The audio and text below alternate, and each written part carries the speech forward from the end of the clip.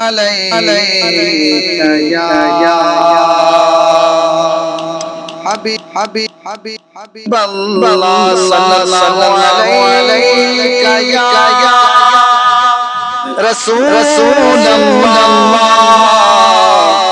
وسلم عليك يا حبيب الله بسم الله الرحمن الرحيم أرأيت الذي يكذب بالدين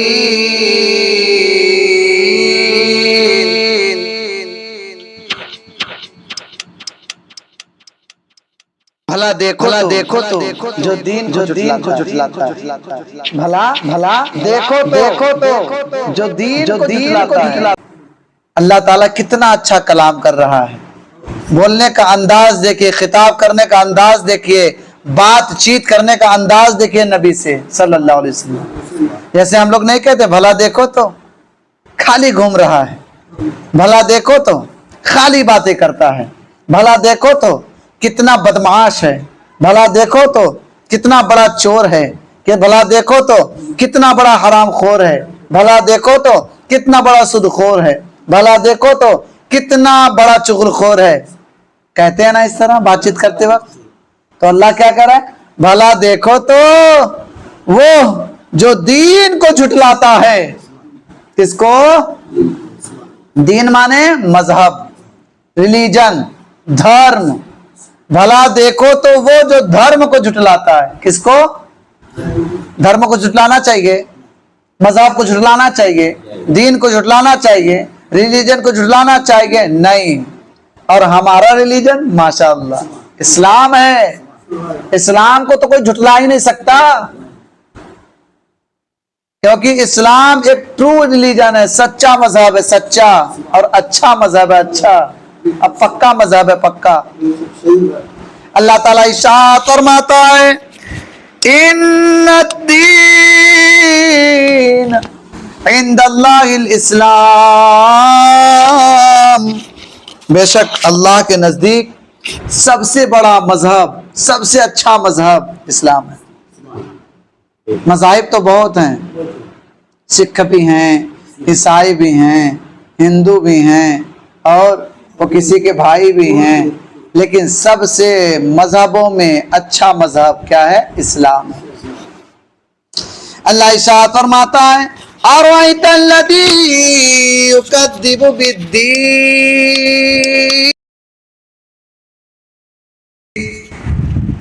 أَرَأَيْتَ الَّذِي يُكَذِّبُ بِالدِّينِ، بھلا دیکھو تو وہ جو دین کو جھٹلاتا ہے۔ تو دین کو جھٹلانا نہیں چاہیے۔ اچھا یہ جھٹلا کون رہا تھا؟ جو جھٹلا رہا ہوگا وہ تو کمینہ ہوگا، اس کے دل میں نہیں مدینہ ہوگا، اور جس کے دل میں مدینہ ہوگا اس کا پار سفینہ ہوگا، ہے نا؟ کیا تم نے اس شخص کو دیکھا جو دین کو جھٹلاتا ہے؟ اس آیت کے شان نزول کے بارے میں قول یہ ہے کہ آیت عاص ابن وائل سامی کے بارے میں نازل ہوئی۔ کیا نام ہے؟ عاص ابن وائل، وائل کا بیٹا عاص، سامی نام ہے، اس کے بارے میں نازل ہوئی۔ وہ قیامت کے دن کا انکار کرتا تھا اور برے کام بھی کیا کرتا تھا۔ دوسرا قول یہ ہے کہ آیت ولید ابن مغیرہ کے بارے میں نازل ہوئی۔ تیسرا قول یہ ہے کہ آیت ابو جہل کے بارے میں نازل ہوئی۔ تین قول ہیں، کتنے؟ مروی ہے کہ ابو جہل نے ایک یتیم کی پرورش کی ذمہ داری لی۔ ایک دن وہ یتیم ننگے بدن اس کے پاس آیا اور اپنے مال میں سے کچھ طلب کیا، اس نے اسے دھکے دے کر نکال دیا۔ ابو جہل نے کس کو پالا تھا؟ یتیم بچی کو۔ ابے جب تم پالے ہو تو اس کو کھلاؤ نا۔ میرا رب تو ہم کو پال کے کھلا رہا ہے، اچھا سے جلا رہا ہے، بولو سبحان اللہ۔ اب محرم کا شربت پلا رہا ہے، بولو سبحان اللہ۔ شربت پیتے ہو آپ لوگ؟ ایک چھوٹے بچے نے کہا تھا کہ نیبو کے 4 قطرے جنت میں ملیں گے، شربت کی کیا کمی ہے، محرم میں ملیں گے، ہے نہیں؟ تو یہ کمینہ کیا کرتا تھا کہ ایک یتیم کی پرورش کی ذمہ داری لی۔ ایک دن وہ یتیم ننگے بدن اس کے پاس آیا، لڑکا تھا، اور اپنے مال میں سے کچھ طلب کیا، اس نے اسے دھکے دے کر نکال دیا۔ کیا دے کر؟ مکہ میں رہ کر دے رہا تھا دھکا، یہ حرامی تھا پکا۔ قریش کے سرداروں نے اس سے کہا کہ تم محمد مصطفیٰ صلی اللہ علیہ وسلم کے پاس جاؤ، وہ تمہاری سفارش کر دیں گے۔ اس سے ان لوگوں کا مقصد نبی کریم صلی اللہ علیہ وسلم کا مذاق اڑانا تھا۔ کیا اڑانا تھا؟ نبی کا مذاق اڑاؤ گے تم؟ اتنے بڑے تم ہو گئے ہو، نہیں اڑانا چاہیے نبی کا مذاق، اڑانا چاہیے، اڑائیں گے، نبی کا مذاق نہیں اڑانا چاہیے۔ تو وہ لوگ نبی کا کیا کرتے تھے؟ کیا کرتے تھے بھیا؟ مذاق اڑاتے تھے۔ تو نبی کا مذاق اڑانا سخت پاپ ہے، نبی کا مذاق اڑانا تھا۔ لیکن یتیم کو یہ چیز معلوم نہ تھی، چنانچہ وہ یتیم تاجدار رسالت صلی اللہ علیہ وسلم کی بارگاہ میں حاضر ہوا۔ سبحان اللہ، یتیم ہے، یتیموں کا ملجا، یتیموں کا ماوا ہمارے نبی ہیں۔ اے ہے نبی کی بارگاہ میں حاضر ہوا اور اپنی فریاد پیش کی، اور سید المرسلین صلی اللہ علیہ وسلم کبھی کسی محتاج کو خالی ہاتھ نہ لوٹاتے تھے۔ منگتا جو گیا مانگنے سلطان کر دیا، خالی در رسول سے لوٹا کوئی نہیں، یعنی رسول پاک کے جیسا کوئی نہیں۔ اللہ کے رسول سرکار دو عالم صلی اللہ علیہ وسلم اس یتیم بچے کو دیکھو کتنا نوازتے ہیں۔ چنانچہ آپ صلی اللہ علیہ وسلم اس یتیم کے ساتھ ابو جہل کے پاس گئے ہیں، اس نے رسول کریم صلی اللہ علیہ وسلم کو دیکھ کر مرحبا کہا اور فوراً یتیم کا مال اس کے حوالے کر دیا۔ کیا کر دیا؟ اس کے حوالے کر دیا۔ یہ دیکھ کر قبیلہ قریش کے لوگوں نے اسے آر دلایا، شرم دلائی اور کہا کہ تو اپنے دین سے پھر گیا ہے۔ ابو جہل نے جواب دیا، خدا کی قسم میں اپنے دین سے پھرا نہیں، اصل بات یہ ہے کہ میں نے ان کی دائیں اور بائیں طرف ایک نیزہ دیکھا اور مجھے یہ ڈر لگا کہ اگر میں نے ان کی بات نہ مانی تو یہ نیزہ مجھے پھاڑ ڈالے گا۔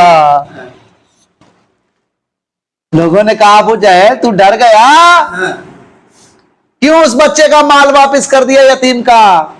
کہنے لگا وہ نبی کریم صلی اللہ علیہ وسلم آئے تھے نا تو مجھے دائیں اور بائیں ایک نیزہ دکھ رہا تھا۔ کیا دکھ رہا تھا؟ ہاں، بولا کہ مجھے ڈر لگ گیا کہ اگر میں نے اس یتیم کا مال واپس نہیں کیا تو یہ نیزہ مجھے پھاڑ ڈالے گا۔ سوچو، دینے کا من نہیں تھا لیکن ڈر کے مارے دے گیا۔ چوتھا قول یہ ہے کہ آیت کسی خاص آدمی کے بارے میں نازل ہوئی، یہ بھی سن لیجئے، بلکہ اس میں ہر وہ شخص داخل ہے جو قیامت کے دن کا انکار کرتا ہے، چاہے وہ آج کا لونڈا ہو چاہے وہ کل کا آدمی ہو۔ آج کل کے لونڈے، چھوٹے چھوٹے بچے قیامت کے دن کا انکار کر رہے ہیں، کہتے ہیں ہم نہیں مانتے، مولوی لوگ وہی جھوٹی موٹی باتیں بتائیں۔ ہم لوگ جھوٹی بات بتائیں گے؟ ہمیں جو قرآن میں وہی تو بتائیں گے۔ میں قرآن سناتا ہوں کہ نہیں؟ ابھی میں کیا سنا رہا ہوں؟ قرآن، یہ رب کا ہے فرمان، وہ میرا ہے رحمان۔ جو نہ سنے اور انکار کرے وہ کیا ہے؟ شیطان۔ ہم قرآن سناتے اس لیے، قرآن سے بڑھ کر کوئی کتاب نہیں، اللہ سے بڑھ کر زیادہ لینے والا کوئی حساب نہیں، سمجھ رہے ہیں؟ تو اس کی وجہ یہ ہے کہ انسان کا نیک اعمال کرنا اور ممنوعات سے رکنا ثواب میں رغبت اور عذاب کے ڈر سے ہوتا ہے۔ تو جب وہ قیامت کا ہی منکر ہوگا تو نفسانی خواہشات اور لذتوں میں سے کچھ نہ چھوڑے گا۔ اس سے ثابت ہوا کہ قیامت کا انکار کفر ہے اور گناہوں کی تمام اقسام کی بنیاد کی طرح ہیں۔ اس آیت اور اس کے بعد والی دو آیات کا خلاصہ یہ ہے کہ انسان، کیا تم اس شخص کو پہچانتے ہو جو دلائل واضح ہونے کے باوجود حساب اور جزا کا انکار کرتا ہے؟ اگر نہیں پہچانتے تو سنو، یہ وہ شخص ہے جو اپنے کفر کی وجہ سے یتیم کو دھکے دیتا ہے۔ اچھا ایک بات بتائیں، ہم سب اللہ سے ڈرنے والے لوگ ہیں نا، تبھی تو ایک دوسرے کو کھانا کھلاتے ہیں۔ اگر اللہ سے ڈر نہ ہوتا تو ہمارے دل میں کسی کے لیے گھر نہ ہوتا۔ ہم لوگ ڈر کی وجہ سے ایک دوسرے، اچھا میں جیسے یہاں ہوں، آپ لوگ کھانا اس لیے کھلاتے کو نہیں کھلاؤں گا تو اللہ پکڑے گا نا، تو ڈر ہے اللہ کا، یہ گھر ہے اللہ کا، سب کچھ ہے، وہ زر ہے اللہ کا، سمجھ رہے ہیں؟ تو تو ظلم کرتے ہوئے اس کا حق اور اس کا مال اسے نہیں دیتا، اور اپنے انتہا درجے کے بخل، دل کی سختی اور کمینے پن کی وجہ سے مسکین کو کھانا نہیں دیتا، اور نہیں وہ کسی اور یتیم کو کھانا دینے کی ترغیب دیتا ہے، کیونکہ وہ اس عمل پر ثواب ملنے کا اعتقاد نہیں رکھتا، اور اگر وہ جزا پر ایمان لاتا اور وعید پر یقین رکھتا تو اس سے یہ افعال صادر نہ ہوتے۔ اچھا، ہم لوگ کو پتا ہے کہ اللہ تبارک و تعالی ہم سب جب کسی کو کھانا کھلائیں گے تو اللہ تعالی ہمیں بھی کھانا کھلائے گا۔ انسان کو زندگی میں بس ایک کام کرنا چاہیے، انسان کو زندگی میں بس ایک کام کرنا چاہیے، نبی کے نام پہ اس کو مرنا چاہیے، نبی کے نام پہ اس کو مرنا چاہیے۔ اور شاعر کہتا ہوں، پہلے سنا دیتا ہوں، صلی اللہ علیہ رسول اللہ وسلم علیکہ یا،